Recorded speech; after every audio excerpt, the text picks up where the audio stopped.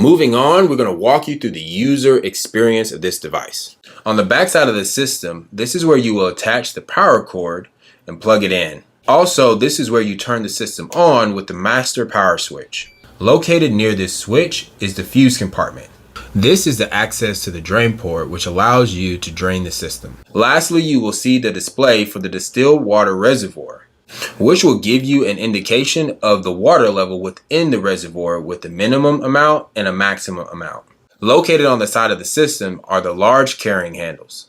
At the top of the device, there is a lid and the access to the distilled water reservoir. Moving to the front side of the system, there is H2 ports and an O2 port.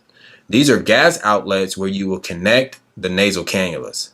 There are also holders for the humidifier cups. Next, we will discuss the display and the control buttons. This system comes with 3 functional buttons. The first button is the start-stop button. This button starts and stops the system.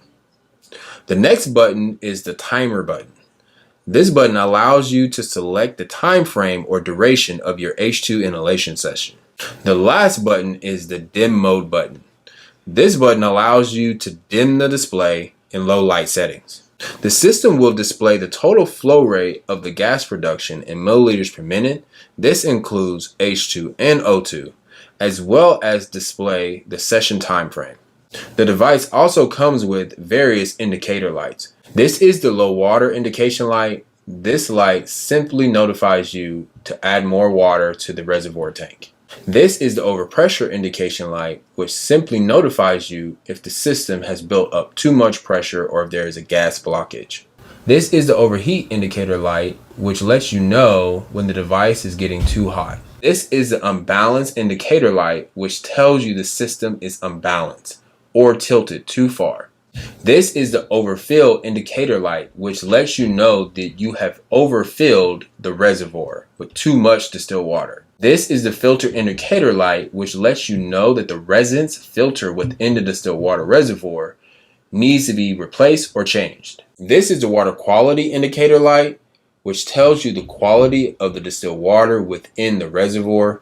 When that water begins to degrade, the system will notify you and tell you to replace the distilled water.